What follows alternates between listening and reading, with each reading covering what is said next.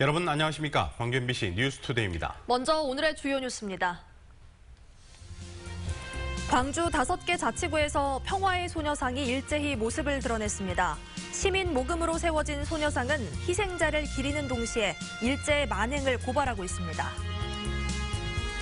헬기 총탄 흔적이 무더기로 나온 전일 빌딩이 5.18 사적지로 지정 고시됐습니다. 영화 택시 운전사의 흥행 돌풍 속에 영화를 촬영한 카센터와 다방 등도 인기몰이를 하고 있습니다. 헝가리 부다페스트에서는 세계 수영선수권 대회에 이어 마스터즈 대회가 열리고 있습니다. 선수권 대회와는 무엇이 다르고 광주는 어떻게 준비해야 할지 연속 보도합니다. 제72주년 광복절과 세계 위안부의 날을 맞아 광주 곳곳에서 평화의 소녀상이 동시에 모습을 드러냈습니다. 역동적이고 당당한 모습의 새로운 평화의 소녀들을 김인정 기자가 만나봤습니다. 어머니의 탯줄과 여성을 상징하는 붉은 천을 시민들이 끌어당기자 의젓한 소녀가 모습을 드러냅니다. 위안부의 진실을 기록하기 위해 펜과 종이를 손에 쥔 채 용감하게 앞을 응시하고 있습니다. 위안부 소녀의 고통을 절규하듯 표현한 배우는 비에 젖은 소녀를 감싸 안고 헐벗은 소녀의 발 옆에 꽃신을 놓아줍니다. 소녀의 빈 옆자리를 처음 채워준 건 같은 시기에 아픔을 겪은 할머니들입니다. 이런 소녀들을 가서 그 고통을 다오고 온 일을 생각하면 내가 가는 것보다 더 아픕니다. 일본 위안부로 끌려가 모진 일을 겪은 16소녀는 90대가 된 현재의 자신과 나란히 섰습니다. 아직 해결되지 않은 역사를 바라보는 4개의 눈동자는 모두 실제 위안부 피해자 이옥선 할머니의 것입니다. 시간의 간극을 통해서 어떤 역사라고 하는 거, 이게 역사가 어떤 속일 수가 없고 이게 어떤 하나의 어떤 현장이라는 거. 그래서 이런 의미가 실제로 이게 진실이 규명됐으면 하는 그런 부분들을. 광복절 제72주년과 세계 위안부의 날을 맞아 광주 5개 구에 일제히 들어선 새로운 소녀상들. 피해자의 슬픔을 강조한 기존 소녀상과는 달리 당차고 역동적인 모습이 특징입니다. 지역의 역사를 결국은 위로하고 그리고 우리들끼리 서로가 보듬고 그리고 더 나은 미래로 나가기 위한 그런 정성과 뜻을 광산 구민들이 작은 정성들을 모아서 이번 소녀상 동시 제막과 함께 광주 지역에는 모두 6개의 평화의 소녀상이 자리 잡게 됐습니다.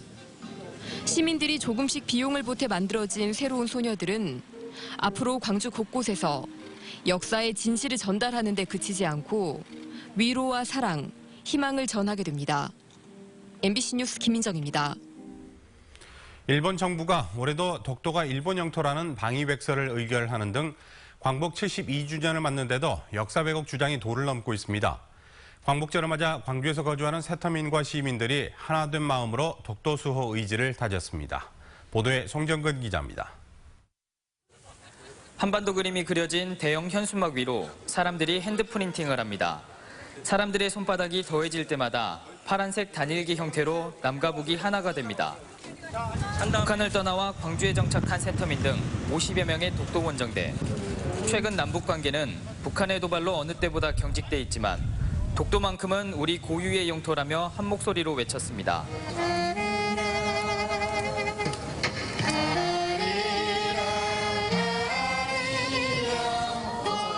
의미 깊은 자리인 것 같습니다. 이렇게 와서 독도가 우리 땅이라는 것을 또 확실히 또 확고하게 느끼는 자리인 것 같습니다. 궂은 날씨에 어렵게 도착한 원정대는 한반도 동쪽 끝에 외롭게 서 있는 독도가 민족과 영토 주권의 상징이자 자신들의 외로운 현재 처지와 비슷하다며 하루빨리 평화 통일이 돼야 한다고 강조했습니다. 가슴이 엄청나게 두근거리고 우리도 하루빨리 통일이 되서리 북한 주민들과 함께 이 독도라는 나라를 독도라는 데 와서 함께 이렇게 와봤으면 더 감사하겠다고 생각합니다. 원정대는 올해뿐만 아니라 2020년까지 한반도의 동서남북 끝을 찾아가 우리 땅 지키기 운동을 이어나갈 계획입니다. 이 발걸음은 자라는 다음 세대에 남과 북이 더불어 함께 살아가는 아름다운 세상을 꿈꾸게 할 것이고 민족의회를 회복하여 경색적 한반도 전국을 공존과 화해를 만들어내는 목소리가 될 것입니다. 일본의 영유권 왜곡 주장이 더욱더 노골화되고 있는 가운데 독도가 평화 통일의 가교가 되고 있습니다. 독도에서 MBC 뉴스 송정근입니다. 72주년 광복절을 맞아 광주시는 오늘 광주시청 대회의실에서 경축식을 갖고 광복의 의미를 되새깁니다. 이번 경축식에는 애국지사와 광복회원 등이 참석하고 정순빈 씨와 김정환 씨 등 나라사랑 유공자들이 표창을 받을 예정입니다. 광주시는 시장과 교육감, 독립유공자 후손 등이 참여한 가운데 민주의 총각에서 타정식도 열기로 했습니다. 광복절인 오늘도 흐리고 비가 내리겠습니다. 계획에 참고하시고 우산 챙기셔야겠는데요. 현재 레이더 영상 보시면 강한 비구름대는 우리 지역을 빠져나간 상태입니다. 가끔씩 작은 비구름만 우리 지역을 지나고 있는데요. 내일까지 광주와 전남 지역에는 10에서 60mm가량의 비가 내리겠습니다. 비가 오는 곳에서는 돌풍과 함께 천둥과 번개를 동반하니까요. 피해 없도록 미리 대비하셔야겠습니다. 지역별로 강수차는 크겠고요. 오늘 밤부터 내일 아침 사이 비는 소강 상태를 보이겠습니다.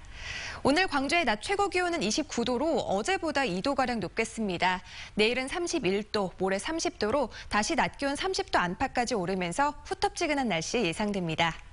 현재 기온 보시면 광주 23.2도, 담양이 22.5도로 출발하고 있고요. 낮 기온은 영광 30도, 장성과 화순 28도로 예상됩니다. 대부분 지역 어제보다는 2도에서 3도가량 높겠습니다. 곡성이 28도, 구례 27도, 보성 26도를 보이겠습니다. 날씨였습니다. 이제 며칠 뒤면 문재인 정부가 출범 100일을 맞습니다. 다양한 평가가 있을 수 있겠지만 광주, 목포, 여수 MBC는 연속 보도를 통해 호남의 입장에서 지난 100일을 되돌아보려고 합니다. 오늘은 먼저 인사 부분입니다. 윤근수 기자가 보도합니다. 5.18 기념식에 참석한 문재인 대통령이 유가족을 꽉 보듬어준 이 장면. 아직도 많은 이들의 뇌리 속에 인상 깊게 남아 있습니다. 눈물 흘리시고 그랬던 부분이 되게 감동적이고 인상 깊었어요. 대통령이 보여준 진정 어린 모습 때문에 맹세 또한 더욱 굳건하게 느껴졌습니다. 새 정부는 5.18 민주화운동과 촛불혁명의 정신을 받들어 이 땅의 민주주의를 온전히 복원할 것입니다. 호남 총리 약속은 취임하자마자 지켰습니다. 우리 이 후보자님 지명은 호남 인재 발탁을 통한 균형 인사의 시작이 될 것입니다. 이낙연 총리를 시작으로 교육부 총리와 법무부 장관 등 호남 출신 5명을 국무위원으로 임명했고 12년 만에 검찰총장도 호남 출신을 발탁했습니다. 정부 요직의 호남 인사들을 중용하면서 후보 시절 꼬리표처럼 따라다니던 호남 인사 홀대로는 사라졌고 지지하지 않았던 시민들의 마음까지도 돌려세울 수 있었습니다. 하나하나 챙겨서 하신 걸 보면은 그래도 마음에 와닿는 것이 많습니다. 그래서 잘 하시기를 바랍니다. 문재인 대통령의 5년 임기를 날짜로 환산하면 1,800여일. 이제 겨우 5% 정도가 지났을 뿐이고 인사가 참사 수준이라는 야당의 비판도 있지만 그동안 차별을 받아왔던 호남 입장에서 놓고 보면 믿음과 기대를 걸기에 충분해 보입니다. MBC 뉴스 윤문수입니다. 한국전력이 한전공대 설립 전담팀을 구성하고 본격적인 활동을 시작했습니다. 한전 측은 공대 설립에 5천억 원이 필요할 것으로 전망하고 있으며 한전공대 TF팀이 국내외 대학의 공대 설립 과정과 운영 사례를 조사한 뒤 설립 부지와 재원 부담 주체 등을 놓고 협의할 계획인 것으로 전해졌습니다. 하지만 한전공대 부지 선정을 놓고 우려되는 광주 전남의 과열 경쟁과 지역 대학들의 위축 등이 갈등의 불씨가 될 전망입니다. 광주시청에도 일자리 상황판이 설치됐습니다. 광주시는 고용률과 실업률 등 12개 지표와 민선 6기 일자리 성과를 담은 일자리 상황판을 시청 민원실과 시장 집무실 등에 설치하고 어제 시연 행사를 열었습니다. 광주시는 정보를 시민들과 공유하고 일자리 창출에 대한 의지를 다지기 위해 상황판을 설치했다고 밝혔습니다. 5.18을 소재로 한 영화 택시 운전사가 개봉 13일째를 맞아 흥행 돌풍을 이어가고 있습니다. 1,000만 관객 달성도 어렵지 않다는 말이 나오고 있는데요. 영화 속 장면 곳곳이 지역에서 촬영돼 또 다른 명소가 되고 있습니다. 김종태 기자입니다. 1980년 5월 서울의 한 택시 운전사가 당시 광주 실상을 취재하기 위한 독일 기자를 태우고 광주로 가게 된 이야기를 그린 영화 택시 운전사. 주인공 만섭이 영화 초반 택시를 고치는 장면을 순천의 한 카센터에서 촬영했습니다. 촬영 당시 간판만 애 것처럼 보이기에 살짝 고쳤을 뿐 나머지 풍경은 하나도 손을 대지 않았습니다. 마치 과거로 돌아간 것 같이 80년대 당시 수리점 모습을 그대로 간직하고 있습니다. 영화가 인기를 끌면서 벌써부터 카센터를 찾는 관광객들의 발길이 늘고 있습니다. 영화 속 모습하고 또 실제로 이렇게 와서 보니까 너무 똑같아서 또 신기하기도 하고 또 저희 순천에 이런 곳이 있다 하니까 너무너무 또 약간 기분도 좋고 그럽니다.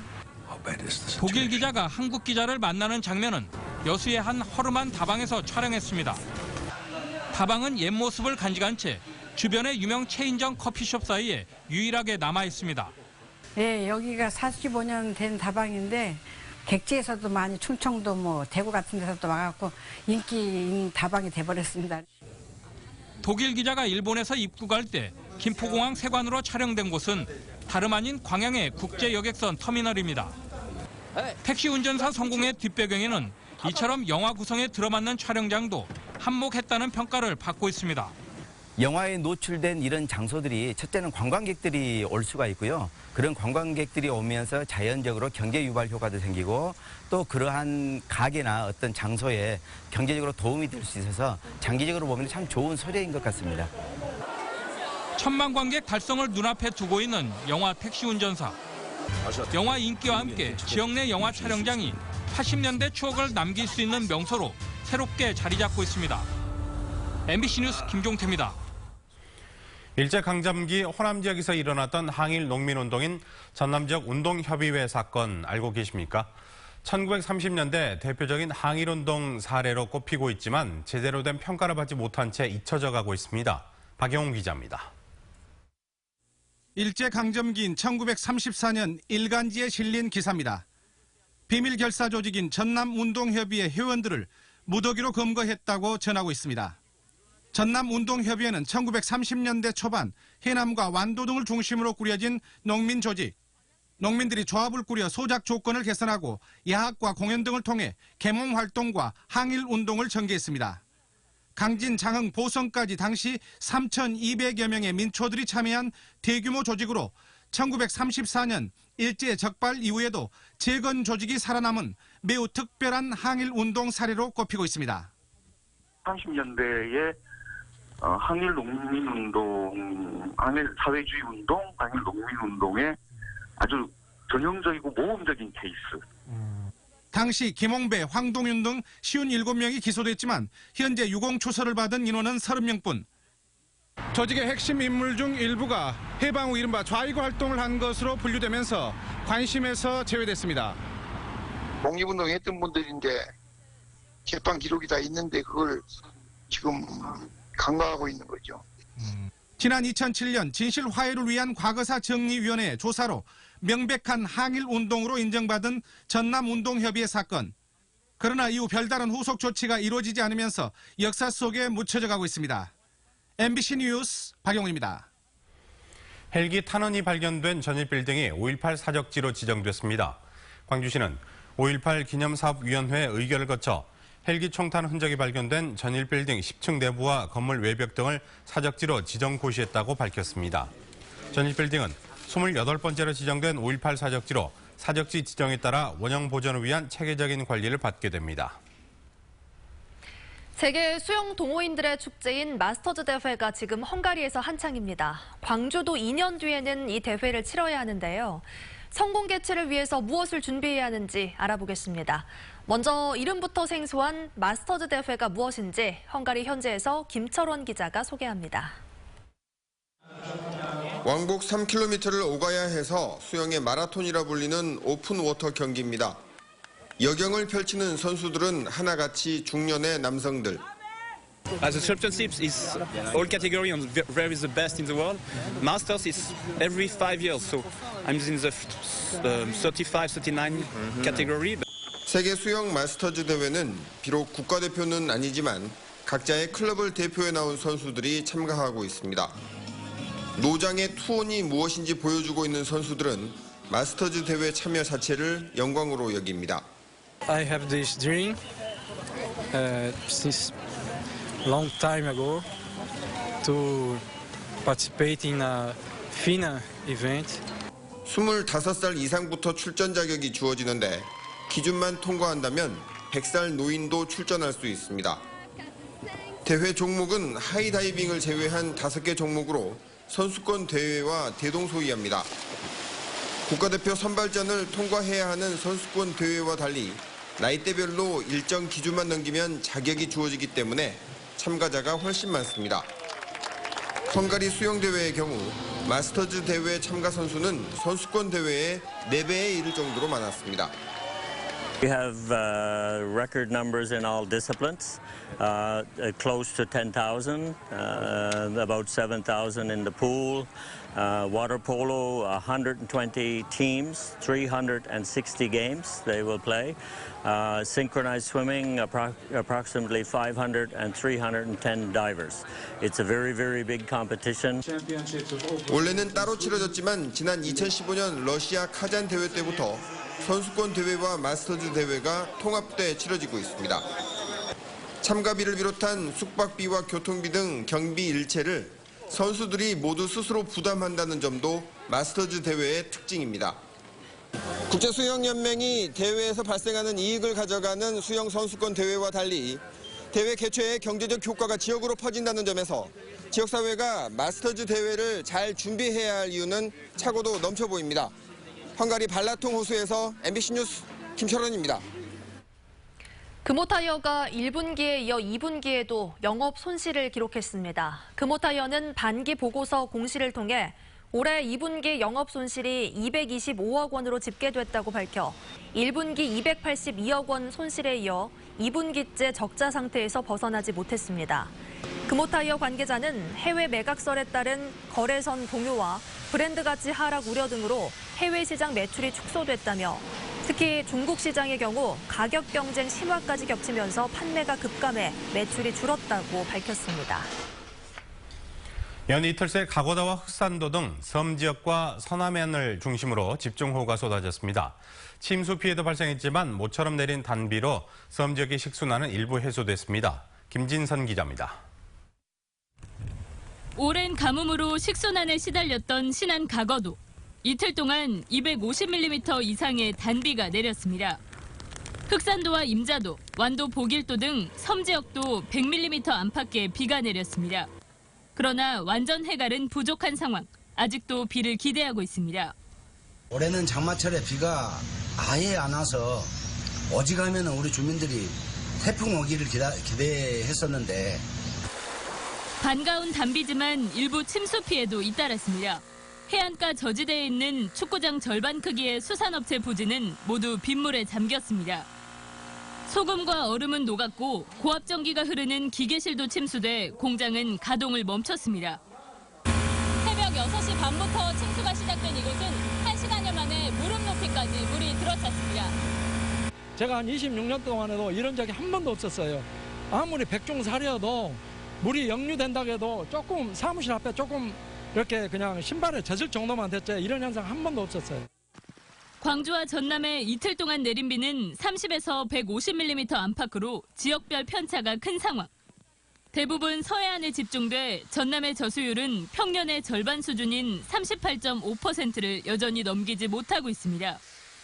기상청은 소강 상태가 이어진 뒤 내일까지 비가 더 내릴 것으로 전망했지만 산발적으로 내려 많은 양은 아닐 것으로 내다봤습니다. MBC 뉴스 김진선입니다. 5대째 전해 내려온 집안 갑오를 훔쳐 고물상에 내다판 70대 노인이 검거됐습니다. 광주 남부경찰서에 따르면 74살 A씨는 지난달 말 광주 남구 방림동 58살 B씨의 집에서 분청사기 등 고미술품과 민속품 20여 점 등 집안 갑오를 훔친 뒤 1kg당 10,000원을 받고 고물상에 팔아넘긴 혐의를 받고 있습니다. 경찰은 피해품이 2,400만 원어치에 이를 것으로 보고 A씨의 여주애를 추궁하는 한편 피해품 회수에 나섰습니다.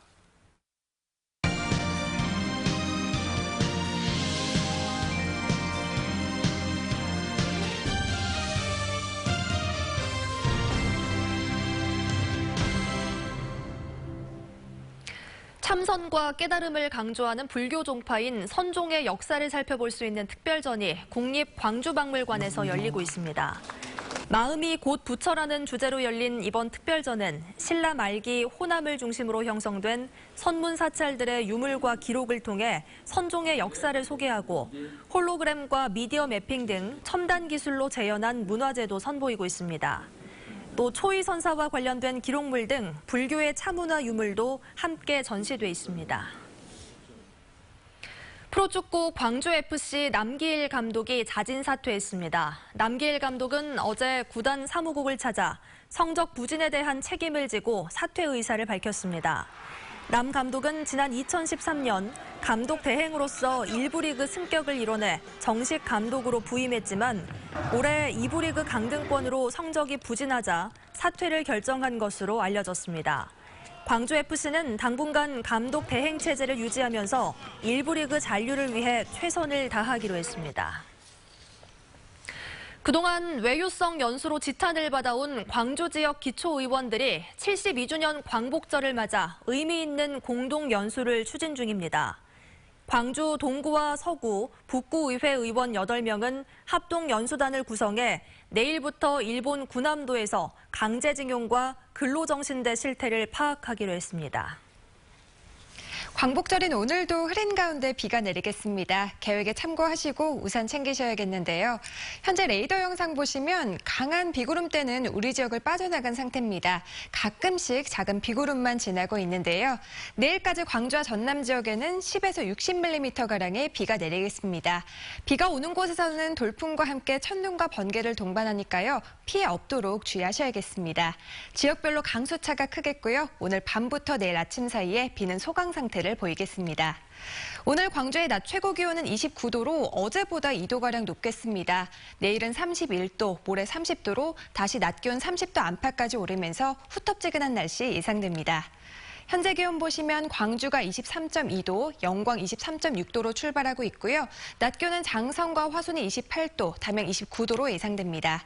대부분 지역 어제보다는 2도에서 3도가량 높겠습니다. 곡성이 28도, 구례 27도, 보성 26도로 예상됩니다. 전 해상에서는 돌풍과 함께 천둥과 번개가 치겠고요. 오늘 강한 바람이 불면서 2m 안팎으로 물결도 조금 높게 일겠습니다. 30도 안팎의 낮 기온 유지되겠습니다. 이번 주에는 비 소식이 잦아서 우산 잘 챙겨주셔야겠습니다. 날씨였습니다.